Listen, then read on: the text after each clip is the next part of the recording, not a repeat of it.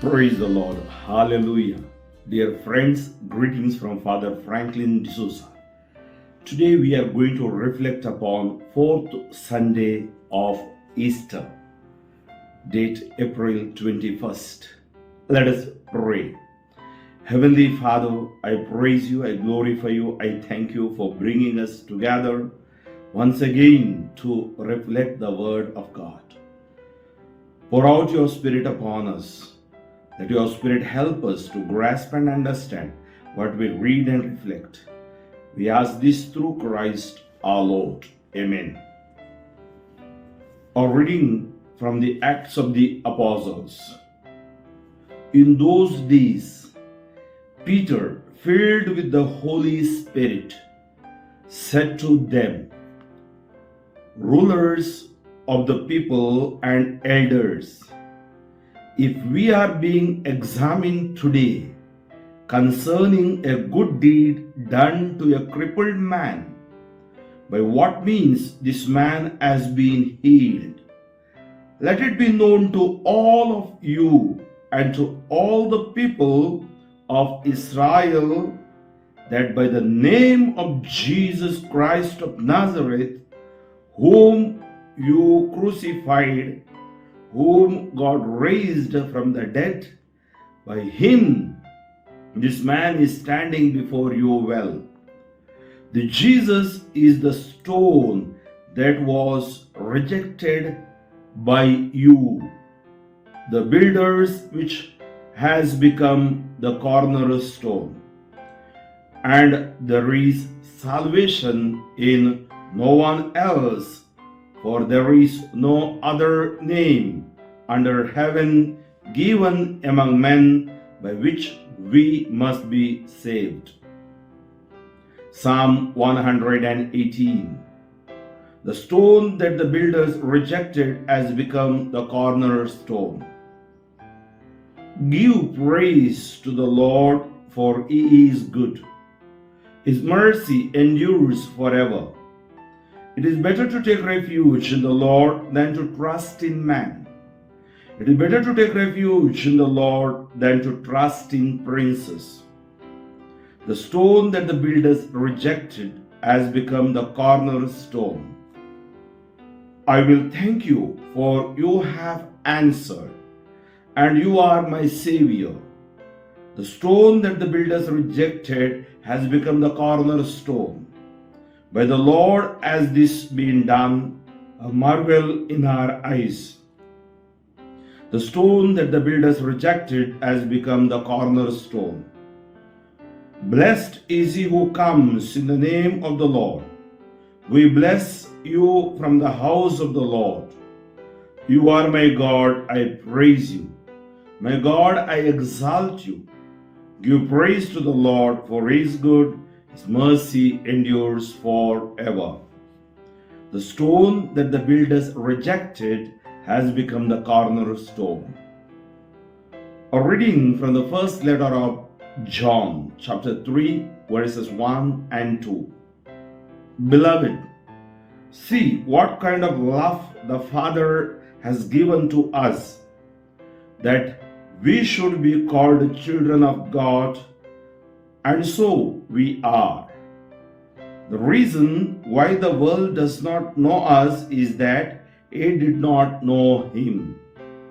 Beloved, we are God's children now, and what we will be has not yet appeared, but we know that when he appears, we shall be like him, because we shall see him as he is.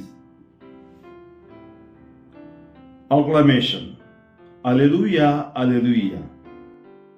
I am the good shepherd, says the Lord. I know my own, and my own know me. Gospel according to John chapter 10, verses 11 to 18. At that time Jesus said, I am the good shepherd. The good shepherd lays down his life for the sheep. He who is a hired hand, not a shepherd, who does not own the sheep, sees the wolf coming and leaves the sheep and flees. And the wolf snatches them and scatters them. He flees because he is a hired hand and cares nothing for the sheep. I am the good shepherd. I know my own, and my own know me, just as the Father knows me, and I know the Father, and I lay down my life for the sheep. And I have other sheep that are not of this fold. I must bring them also, and they will listen to my voice. So there will be one flock, one shepherd. For this reason, the Father loves me, because I lay down my life that I may take it up again. No one takes it from me, but I lay it down of my own accord. I have authority to lay it down, and I have authority to take it up again. The charge I have received from my Father. Dear friends, today the church celebrates the occasion Sunday. We especially pray to the Good Shepherd to send many more occasions into his vineyard. We also pray for priests and religious, those who are committed and dedicated their lives for the cause of the mission and their ministry. Today's message, Jesus the Good Shepherd. We heard Jesus is saying, I am the Good Shepherd. At another, I am statement from Jesus. In the Old Testament, we see I am who I am is the Father. And Jesus is revealed by the Father. I and Father are one. He is not merely a shepherd, but a good shepherd. Indeed, today is Good Shepherd Sunday, a day when we pray for occasions to the priesthood, when we pray for the flock that priests are called to serve and tender. When we remember with the sadness and compassion the sheep that have left the sheepfold. The Good Shepherd leads his flock over delusive paths frequented by wild beasts. At night, he keeps watch over his sheep. Sleepless, far-sighted, holding each of his sheep in his heart. Jesus, our Good Shepherd, knows each one of us. He knows our history and our mystery, our strengths and our weaknesses, our assets and our liabilities, and He loves us just the way we are. Pray for priests. With you I am sheep, for you I am a shepherd. The fact that I am a Christian is to my advantage. The fact that I am a shepherd is for your advantage, says Saint Augustine. With you I am a sheep, for you I am a shepherd. The fact that I am a Christian is to my advantage. The fact that I am a shepherd is for your advantage. Pray for occasions to the priesthood. Our numbers are fast dwindling. Pray for the sheep that have strayed from the sheepfold. It is not for us to criticize or condemn, but to show compassion, care, and concern so that they too will listen to the voice of Jesus, and there will be only one flock and one shepherd. One word that I want to stress today is from the first reading. That is, there is salvation in no one else, for there is no other name under heaven given among men by which we must be saved. First of all, we should be convinced of this. As Peter was convinced, John was convinced, Paul was convinced, many saints like Saint Sebastian, Saint Lawrence, Saint Thomas, Saint Anthony, they were convinced. And we know our own saints of our land, they were convinced. It's very important. It is not only enough to say, today is the Good Shepherd Sunday. Do I have that conviction of the Good Shepherd?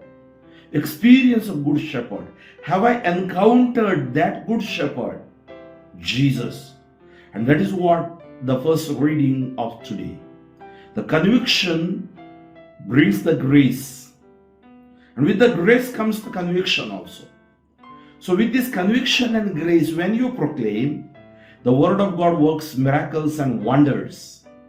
And there when you proclaim and preach, the healing God works through the name of Jesus.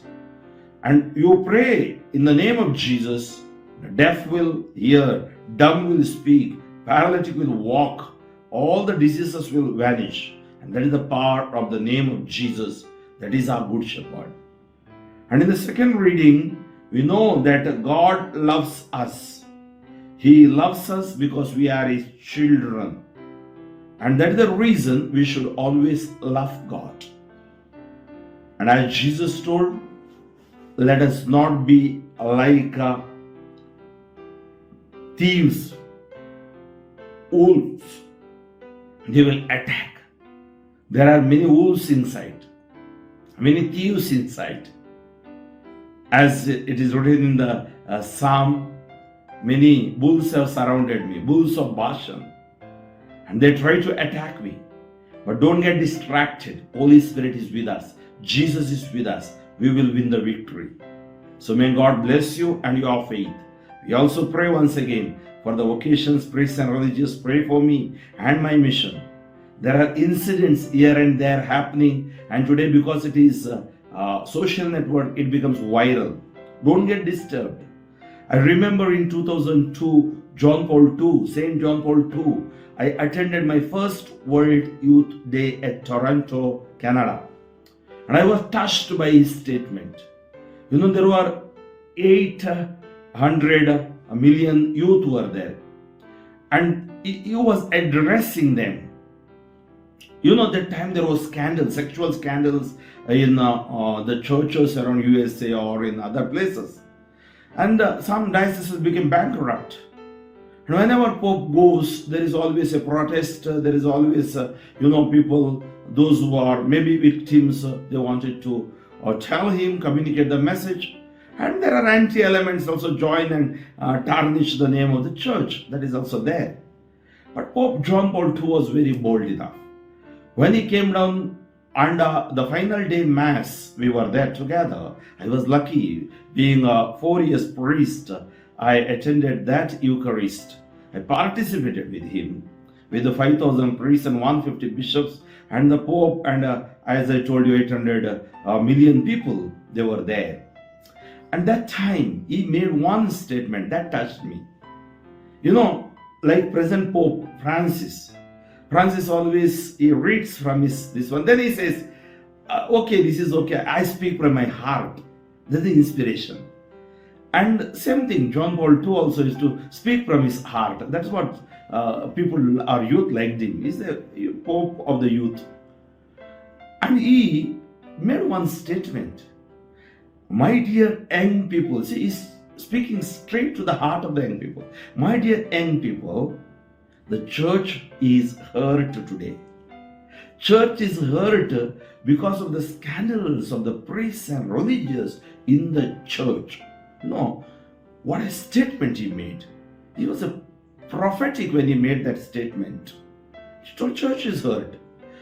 You could see the pin drop silence in that ground, and bishops were looking at each other. Maybe what is the next statement? We priests were just thinking, imagining what he's going to tell. You know the statement that he made. My dear young people, do not look at the handful of them.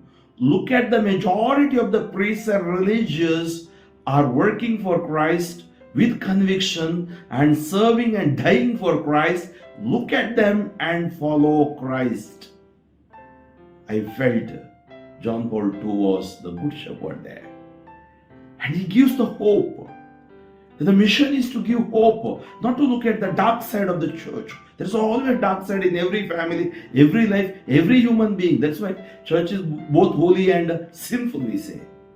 So we should take a positive, we should be convinced. And I saw in my own eyes all young people, and even we priests, got up and clapped for 10 to 15 minutes. It just kept quiet. That was the grace. And that made me conviction today. Even sometimes I'm disturbed because I'm a priest. When my brother priest or brother religious is accused or something happens to them, it hurts all of us, not only the priests. We are all Christians. We're supposed to witness, sometimes due to our weakness and sometimes due to our pride and sometimes due to our selfishness, we may fall and falter. We pray for the grace of the Lord. We pray for the vocations. We pray for the priests and religious, those who are left also. We pray for them. May God fill them with the Holy Spirit. If it is grace, let Him bring them back. We also pray for their parents. We also pray for those who are suffering and serving the nook and corner of this world. May God bless them and heal them. In Jesus' name I pray. May Almighty God bless you. And may Almighty God heal you in the name of Jesus. Amen. The Father and the Son and the Holy Spirit. Amen. Kindly forward this message to your friends. Pray for me, friends.